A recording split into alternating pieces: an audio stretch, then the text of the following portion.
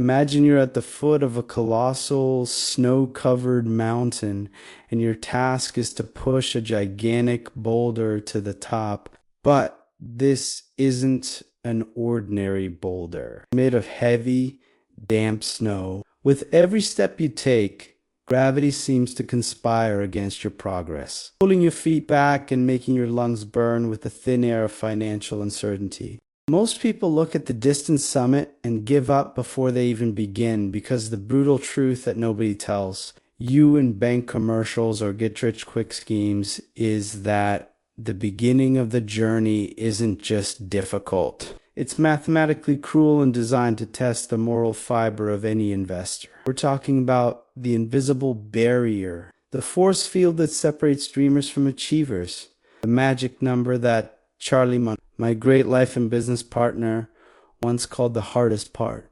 And he didn't use sweet words to describe it. He said the first $100,000 are a bitch. But why that specific number? Why not 50,000 or a million? The answer lies in the cold, unforgiving mathematics of compound interest in human nature. When you start from scratch, the financial world is a silent vacuum. You put $1,000 in the account and expect a miracle. But what happens is absolute silence because 10% of $1,000 is only $100. And $100 doesn't change anyone's life, doesn't pay rent, doesn't buy freedom, and certainly doesn't look like the beginning of an empire. So disillusionment settles in like a dense fog. You work long hours, change your vital time for money, pay taxes, pay bills, and what's left you throw into this black hole called investment, hoping something will happen. But during the first few years, nothing seems to happen. It's like planting an oak tree and watching it every day, waiting to see its shadow grow. But nature doesn't work at the speed of human anxiety, and neither does money.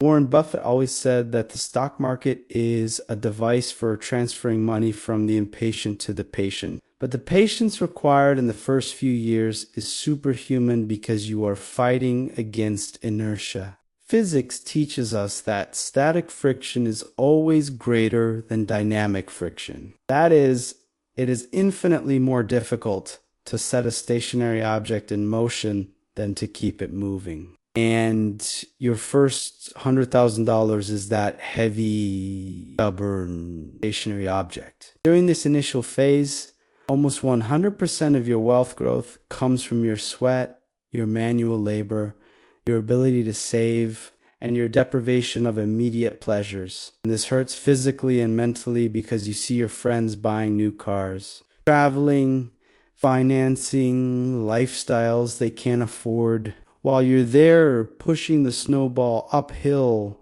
centimeter by centimeter, the crossing of the desert where the mirage of wealth never seems to approach. And it is precisely here, in this valley of disappointment, that most investors die financially. They look at their balance, see that the Herculean effort of a year resulted in a paltry passive gain, and wrongly conclude that the game is rigged or that the sacrifice is not worthwhile. But they don't see what's happening beneath the surface, in the fertile ground of exponential mathematics, where the roots are silently spreading, preparing to support a massive structure. The secret that the financial elite guards, or perhaps only intuitively understands, is that money has a biological behavior, but it needs to reach a critical mass for reproduction to become self-sustaining. And this critical mass, historically and mathematically adjusted, revolves around those first 100,000. Before that point, you are a slave to capital, working to feed it. But upon crossing that invisible line, the power dynamic begins to subtly shift, and capital begins to become your employee. It's still a lazy employee at first, perhaps working only part-time, but it's there, beginning to carry some of the weight that was previously all on your shoulders. The tragedy is that modern society is built to prevent you from getting there. Consumerism is the gravity that tries to crush your snowball before it has a chance to roll. With every advertisement, every social pressure to live in the now. You're being asked to scrape flakes off your little snowball to melt them into momentary pleasures. And each flake removed now is not just a present loss. It's the murder of all the future growth that flake would have generated. It's necessary to understand that every dollar spent frivolously in youth is not just a dollar. It's a soldier you've dismissed before the battle even began, and when you reach your 40s or 50s, you realize you sent your army away in exchange for trinkets that have already turned to dust. Building wealth isn't about brute intelligence. I've known people with very high IQs who died bankrupt because they couldn't control their emotional impulse. And I've known simple people farmers and librarians who died multimillionaires, not because they knew how to solve differential equations, but because they understood the power of time and the absolute necessity, crossing the danger zone of the first 100,000. But then something magical happens, something bordering on the supernatural. You have the courage and persistence to keep pushing that snowball to the top of the hill. The moment you cross the six-figure mark, the physics of money reverses, and gravity, which previously worked against you, now begins to work in your favor. Suddenly, the snowball no longer needs to be pushed so hard. It begins to gain momentum on its own. It starts to roll, and as it rolls, it collects more snow, not because you're adding more with your tire, but because the surface area of the ball has increased. Mathematics explains this beautifully. When you have $10,000 invested and get a 10% return, you earn $1,000, which is good but doesn't change your life. But when you have $100,000 and get the same 10%, you earn $10,000, and $10,000 is a significant amount. It's the cost of an international trip, a substantial part of a car, or, more importantly, an amount that can be reinvested to generate even more money. Notice that the effort to obtain the 10% was the same, but the result was 10 times greater, and that's the leverage of capital in action. From this point on, compound interest ceases to be an abstract theory in an economics textbook and becomes a visceral and palpable force in your financial life.